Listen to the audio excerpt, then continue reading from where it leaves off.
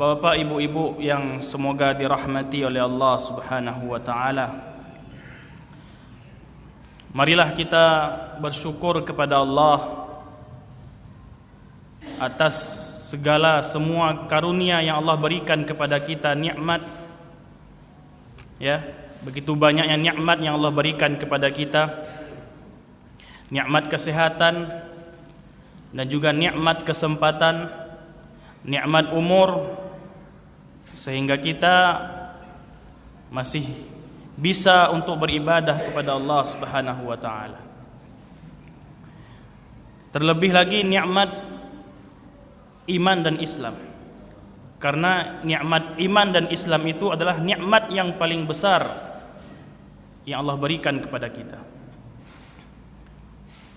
Salawat dan salam semoga selalu tercurahkan kepada junjungan kita, Nabi besar kita Muhammad sallallahu alaihi wasallam beserta para keluarganya, sahabat-sahabat beliau, dan juga orang-orang yang mengikuti beliau hingga akhir zaman kelak. Kaum muslimin rahimani wa rahimakumullah, pertemuan yang lalu kita telah membahas terakhir dosa mendahului imam ketika salat.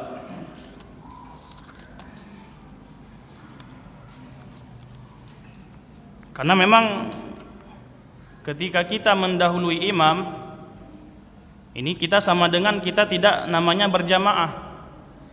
Ya. Apakah dia dinamakan berjamaah? Tidak.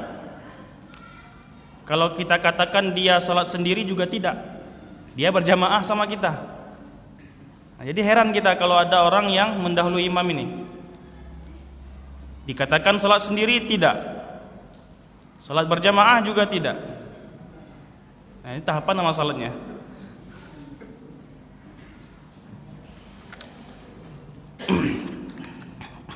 Nah, ini masih banyak kita temui kaum muslimin di masjid-masjid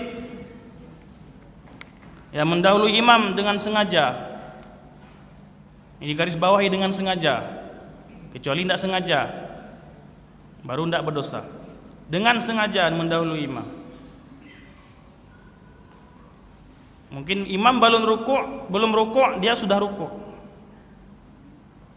Ya. Jadi bukan begitu salat berjamaah. Kenapa ada imam? Ya, imam itu tujuannya untuk kita ikuti, bukan untuk didahului, bukan juga untuk bersamaan dengan imam, bukan. Jadi diikuti. Dalam sebuah hadis, kalau tidak salah lafadznya, idza kabbara al-imam fakabbiru, gitu Ustaz. Idza kabbara fakabbir. Jika imam bertakbir, maka bertakbirlah. Kemudian baru kita bertakbir.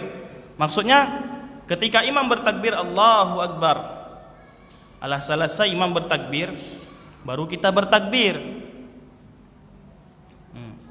Idza kabbara fakabbir. Jika imam bertakbir, maka kemudian baru kita bertakbir. Jadi dia mengikut. Jadi makmum itu pengikut untuk mengikuti imam. Ju'ilal imamu, ya. Kenapa ada imam? Dijadikan imam liyu'tamma bihi, untuk diikuti. Ya. Jadi bukan untuk didahului. Jadi kita mengikuti imam itu sampai selesai, sampai salam terakhir. Ya, assalamualaikum warahmatullahi. Ya, assalamualaikum warahmatullahi wabarakatuh kan? Kau enggak assalamualaikum warahmatullahi imam. Waktu imam baru apa? Kakek dah assalamualaikum warahmatullahi. Inyolah duduk kat situ nah. Ai terkejut imam kan? Alah duduk Kan capek bana tu salaman. Jadi tidak boleh. Ini larangan ya. Ketika salat tidak boleh mendahului imam. Ini sudah kita bahas dalam pertemuan yang lalu.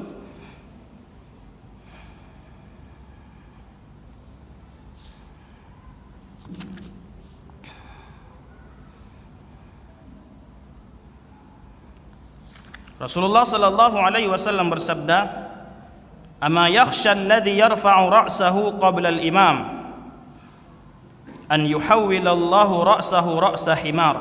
Kata Rasulullah, tidakkah takut orang yang mengangkat kepalanya sebelum imam, Allah akan mengubah kepalanya menjadi kepala keledai.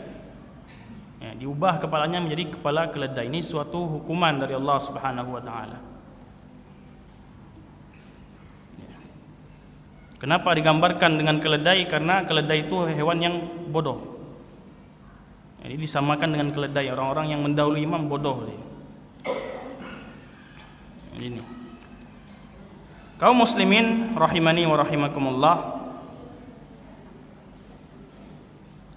Pada kali ini kita akan melanjutkan kajian kita, yaitu dosa yang dianggap biasa, yaitu masuk masjid sehabis makan bawang merah atau bawang putih, atau masuk masjid salat berjamaah sehabis makan yang berbau tidak sedap. Jadi bukan bawang saja, itu bisa dikiaskan, Ustaz ya. Kiaskan ke makan durian, apalagi jengkol, pete, banyak yang bau tamangan lama pula kan. Pete, macam-macam lah yang bau-bau. Bisa juga bau ketiak, bau rokok. Ini rokok, hukumnya sudah haram, tinggalkan, lebih baik ditinggalkan. Selain merusak diri, juga mengkuras kantong kita kan. Tiap hari 20.000. Kalau dikumpulkan 20.000 tiap hari, setahun mungkin bisa dia berkurban. Apa dalilnya haram rokok? Nggak ada dalilnya haram rokok doh, Ustaz. Ada. Al-Quran, wala tulku biaidikum ila tahluka. Jangan engkau campakkan diri kalian itu ke dalam jurang kehancuran. Kalau dalam rokok itu sudah jelas dibungkui herwa, rokok macam-macam kecil itu menyebabkan kanker. Rokok membunuhmu. Ala jaleh rokok membunuhmu. Jadi kan menghancurkan diri. Jadi haram. Haram hukumnya rokok itu. Kalau yang belum bisa berhenti, cobalah berhenti merokok. Berhenti seketek-ketek. Memang berat berhenti dari yang sudah namanya kecanduan ini. Yang namanya kecanduan, apapun itu kecanduannya, itu sulit untuk kita berhenti. Bukan rokok saja, candu game, sulit berhenti dari kecanduan game. Rokok, narkoba, sulit untuk berhenti. Jadi kita tapi untuk berhenti itu bagaimana? Perlu kita tekad dulu, tekad kuat untuk berhenti. Terus istiqomah dalam berhenti dari kecanduan tersebut.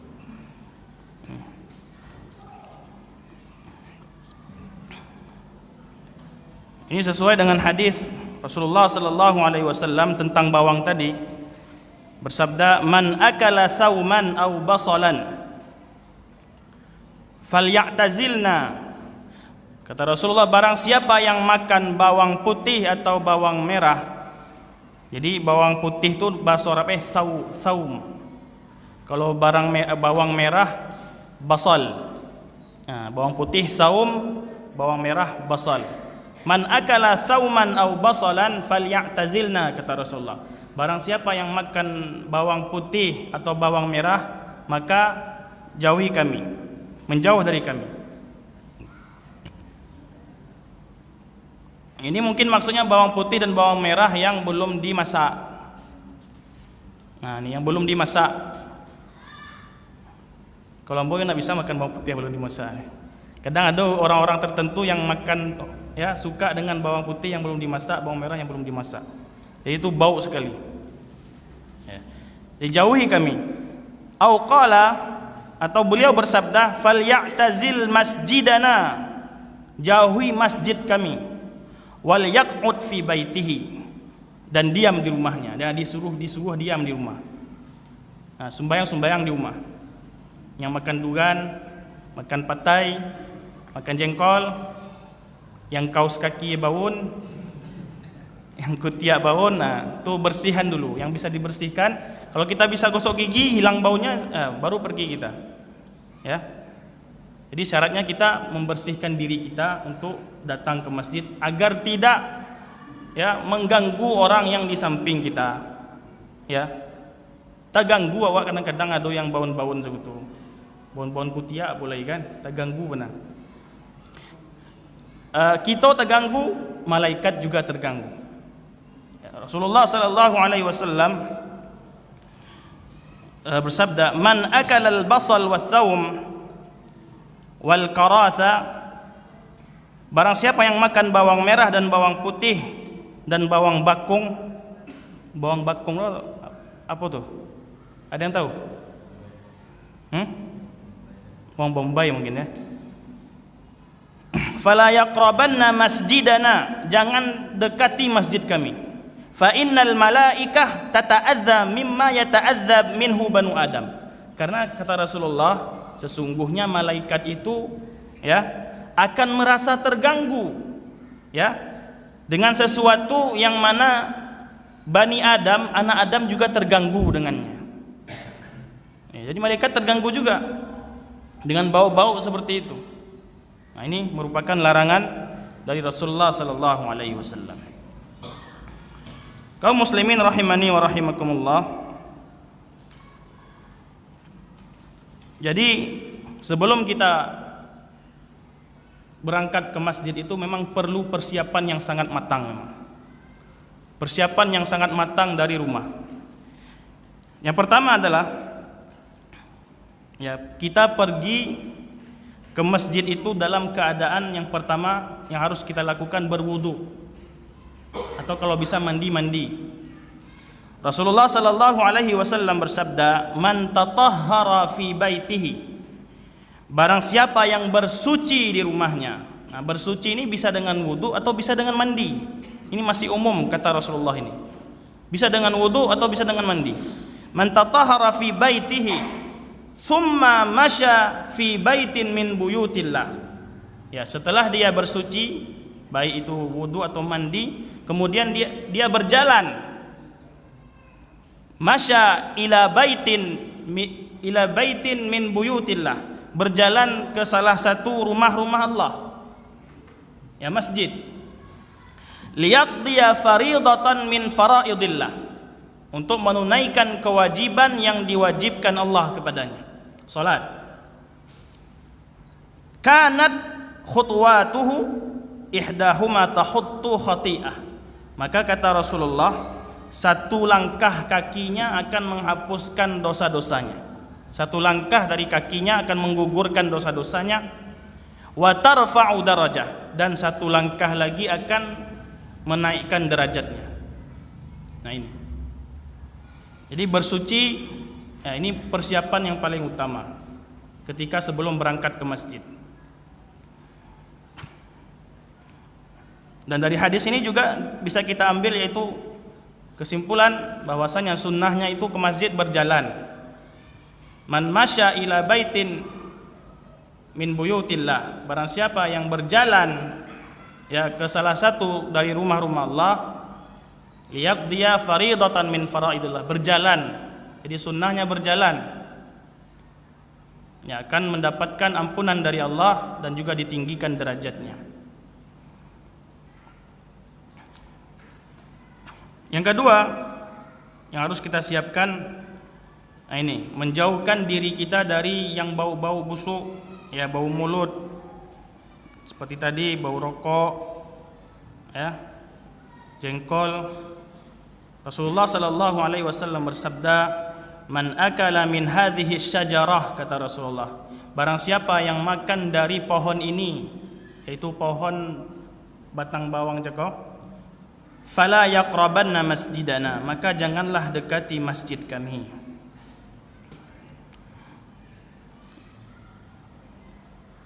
Lalu yang ketiga yang harus kita lakukan yaitu mempersiapkan diri kita, memperbagus penampilan kita ketika hendak ke masjid. Ya, dianjurkan untuk memakai wangi-wangian. Allah Subhanahu wa taala berfirman, "Ya bani Adam, wahai anak Adam, khudhu zinatakum 'inda kulli masjid." Pakailah pakaianmu yang indah setiap ketika kita memasuki masjid. Memakai pakaian yang indah, yang enak dipandang mata. Jangan memakai pakaian bola. Ini banyak anak-anak muda pakai pakaian bola. Waktu sembahyang awak di belakangnya namanya Cristiano Ronaldo. Tak baca ke awak? Messi. Macam-macam, Pogba. Ya, pakai pakaian yang tidak membuat konsentrasi jamaah di belakang itu buyar. Ya, kadang-kadang juga ada sarung. Ya. Tabaco kayak orang di belakang. Wadimor. Atau gajah duduk tabaco roh, tak mati. Ya kan? Nah, jadi nada khusyuk lagi ketika sholat. Sebisa mungkin kita hindari hal-hal yang demikian. Pakai pakaian yang normal, maksudnya yang seperti nak ada tulisan-tulisan, ya, yang tidak mengganggu jamaah yang lain. Jadi jangan kita pula malu memakai pakaian yang indah. Ya, jangan kita beranggapan nanti kalau pakai pakaian ancak beko dikira kita sombong, tidak. Bukan sombong. Ya, memakai pakaian yang bagus, memakai sandal yang bagus, ya, peci yang bagus, itu bukan suatu kesombongan. Dalam sebuah hadis disebutkan Rasulullah sallallahu alaihi wasallam bersabda, "La yadkhulul jannah," kata Rasulullah, tidak masuk surga man kana fi qalbihi mithqalu dzarrah min kibrin. Tidak masuk surga barang siapa yang ada di hatinya seberat zarrah dari kesombongan. Faqala rajulun, maka seorang laki-laki bertanya kepada Rasulullah, "Ya Rasulullah, wahai Rasulullah, innar rajula yuhibbu thawbuhu hasanan." Kata pemuda ini, sesungguhnya seorang laki-laki ada yang menyukai pakaian yang bagus. Thawbuhu hasanan wa na'luhu hasanatan, sandalnya bagus, kata laki-laki tersebut. Maka Rasul menjawab, faqala innallaha jamilun yuhibbul jamal, sesungguhnya Allah itu indah dan menyukai keindahan. Nah, jadi itu memakai pakaian yang bagus itu jangan takut, jangan dikira nanti kita sombong, tidak. Ya, innallaha jamilun yuhibbul jamal. Al-kibru, apa itu sombong? Al-kibru batarul haq. Ya, kok bau sombong? Orang sombong itu adalah orang yang menolak al-haq, kebenaran. Wa ghamtun nas, orang sombong adalah orang yang meremehkan manusia. Nah, ini dia orang sombong. Ya, jadi orang sombong bukan orang yang memakai pakaian bagus, ya, memakai sandal bagus, HP baru, ya, bukan orang sombong. Itu dia mensyukuri nikmat Allah, ya, memakai yang indah-indah. Jadi yang sombong adalah yang datang kebenaran, ya. Awak kece anda ke rokok roh haram, menulak hati, ya. Allah haram ustaz kapatang,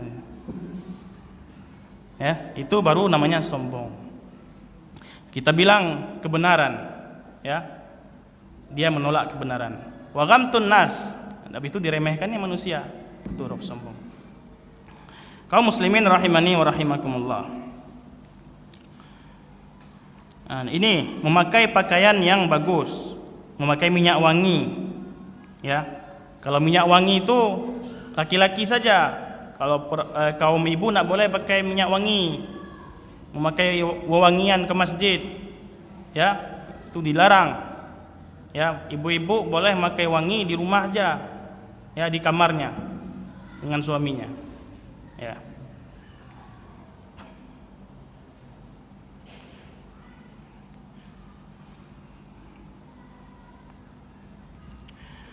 Yang keempat, ketika kita keluar dari rumah, apa yang harus kita lakukan?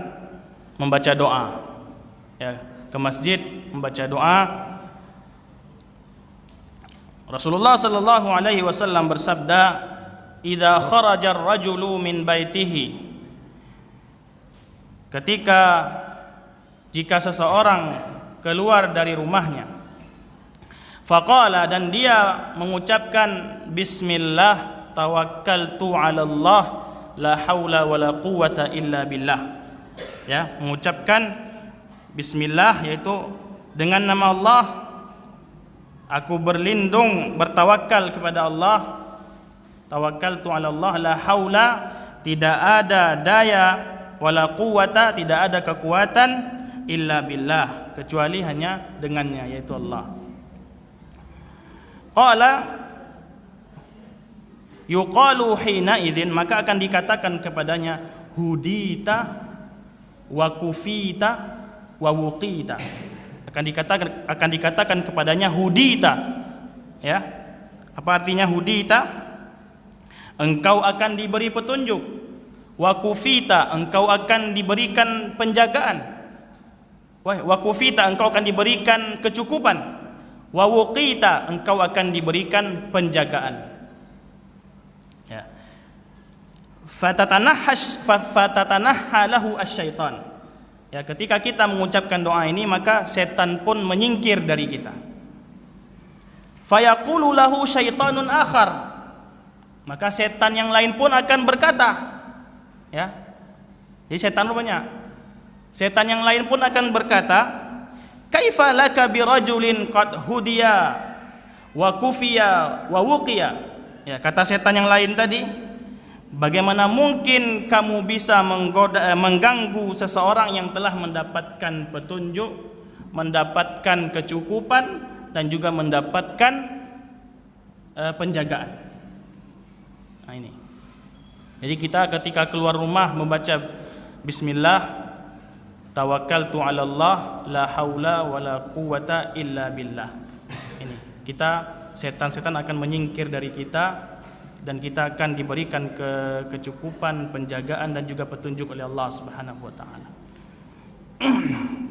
Dari Ummu Salamah, ya, beliau berkata, ma kharajan Nabi sallallahu alaihi wasallam min baiti, kata Ummu Salamah, ini istri Nabi sallallahu alaihi wasallam, tidaklah Rasulullah sallallahu alaihi wasallam keluar dari rumahku, ya, illa rafa'a tarfahu ila sama, kecuali ketika itu beliau akan mengangkat kepalanya ke langit, lalu beliau berdoa, Allahumma inni a'udzubika an udilla au udalla. Allahumma inni a'udzubika an udilla au udalla. Ya Allah, aku berlindung kepadamu dari kesesatan diriku. Ya, an udilla, dari sesatnya diriku, au udalla, atau orang lain menyesatkan diriku. Ya.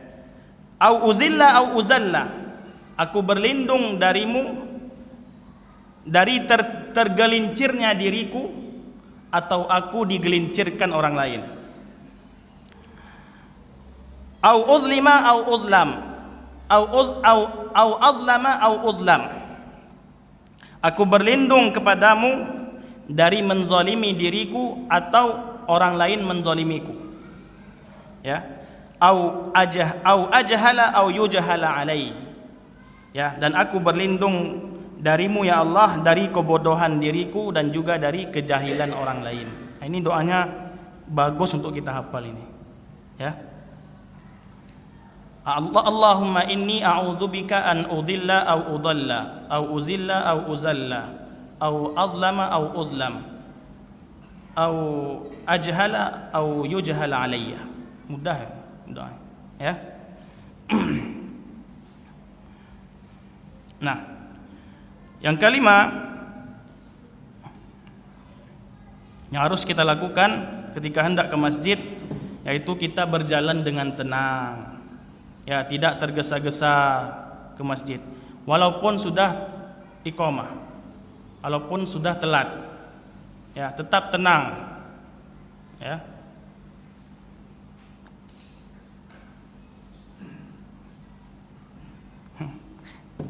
Kadang imam telat bahaya juga, termasuk capek. Dari Abu Hurairah radhiyallahu anhu, Nabi sallallahu alaihi wasallam bersabda, "Idza sami'tum al-iqamah," kata Rasulullah, jika kalian mendengar suara iqamat, ya, famshu ila shalah, maka berjalanlah ya ke masjid. Wa alaikum bis sakinati wal waqar. Nah, kata Rasulullah, dan hendaklah kalian berjalan dengan tenang, berjalan dengan khusyuk. Ya, wala tusri'u, dan jangan tergesa-gesa. Nah, jangan tergesa-gesa. Jadi kalau lah dengan iqamat Allahu akbar Allahu akbar, kalau awak kan si gagih, mak kunci ondal. Ya gitu. Jadi santai saja.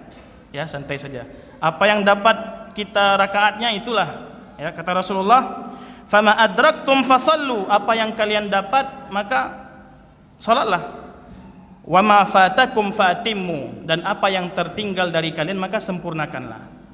Nah, jadi mudah, ya, jadi mudah. Ya, jalan dengan tenang, dengan khusyuk. Ya, setelah sampai misalnya ala rakaat kedua, berarti tinggal serakaat. Ah, biko tambah lagi serakaat lagi. Dia segitu. Bahkan orang yang ala selesai imam salat baru datang, apakah dia dapat pahala salat jamaah? Dapat. Ya, dia mendapatkan pahala salat jamaah. Ya.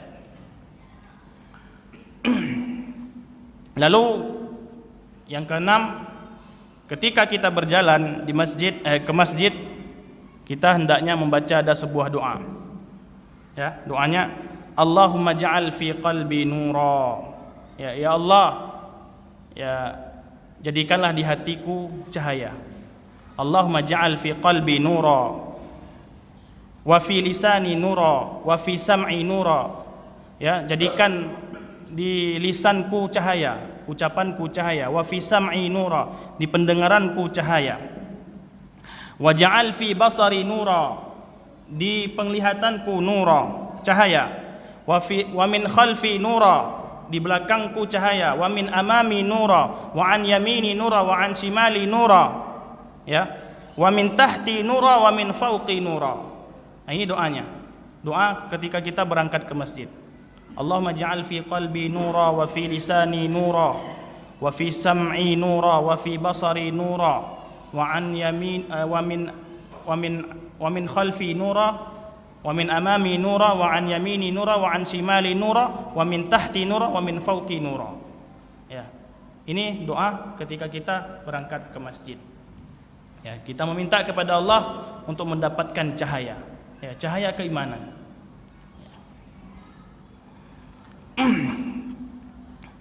Nah, ini kita lanjut yang ketujuh. Nah, kan jika di perjalanan, akhirnya sampailah ke masjid. Sampai ke masjid, jangan asal-asal masuk aja. Asal-asal masuk aja. Ya, ada adab-adabnya. Ya, masuk ke masjid atau ketika sebelum masuk ke masjid, kita buka sandal kita, ya. Yang mana duluan kita buka? Kanan kiri. Kiri dulu kita buka. Ya, dah. Lalu baru kita buka pintu. Nah, kita masukkan kaki kanan kita dulu. Ya, kanan dulu, lalu kita baca doanya. Allahumma ftahli abwaaba rahmatik.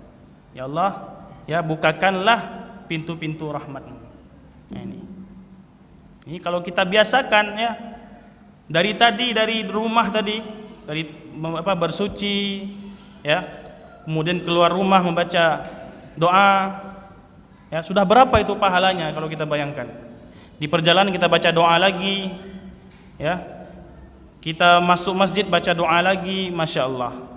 Memang ya, seorang mukmin ya, dari bangun tidurnya sampai 24 jam itu penuh dengan doa-doa ya, penuh dengan doa-doa ya, begitu sempurnanya agama Islam ini, begitu sempurnanya.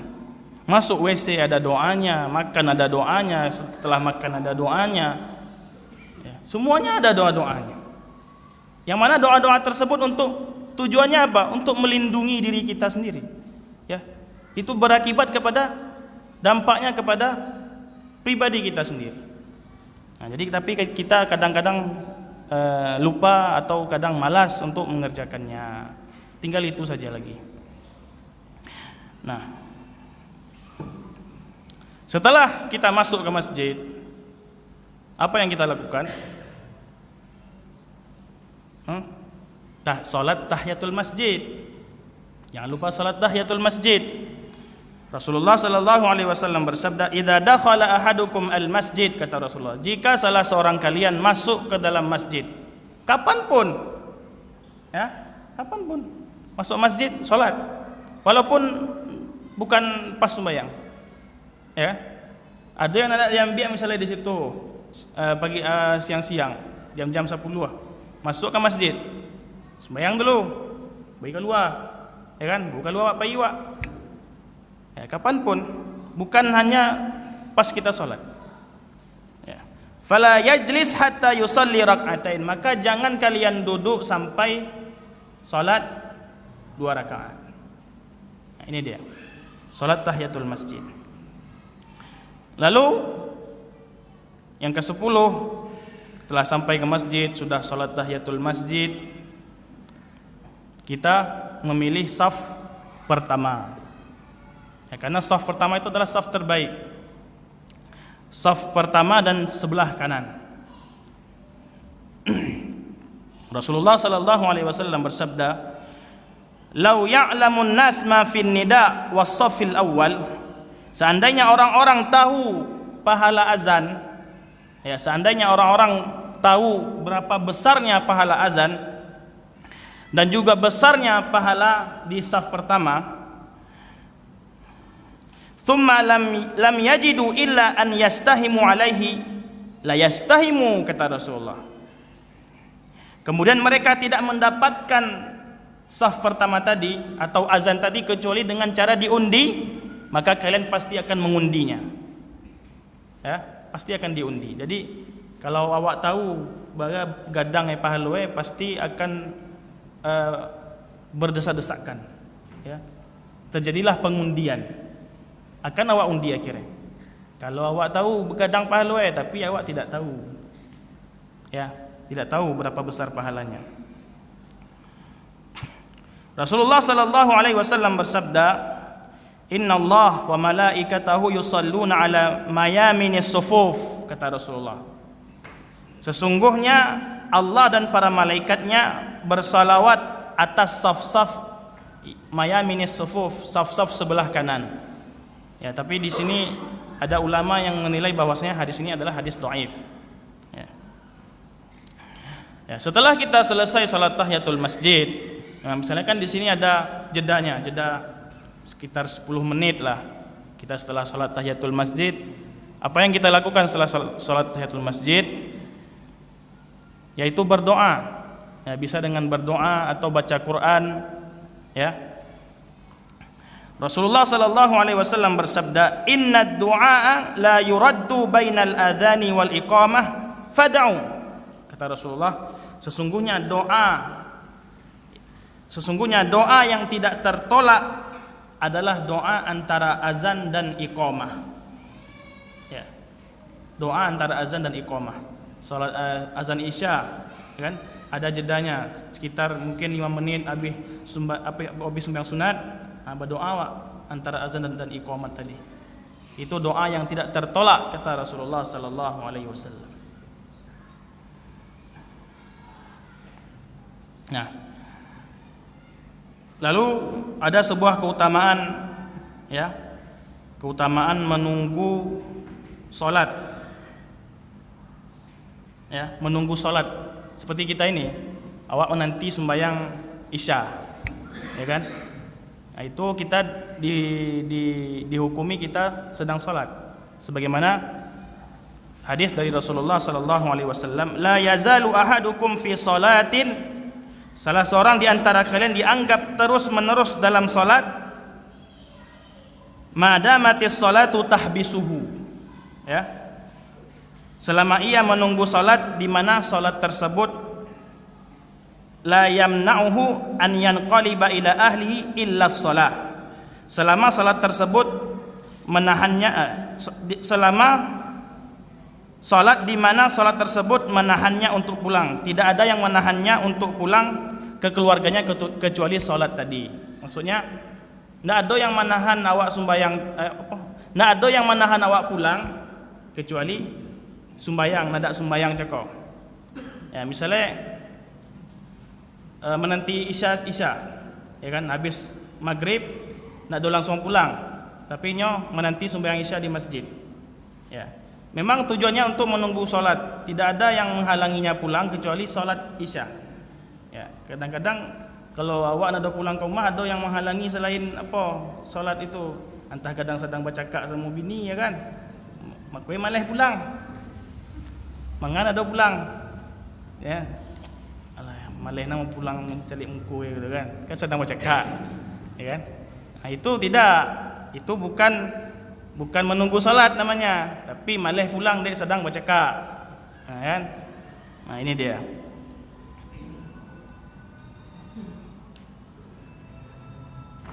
Nah,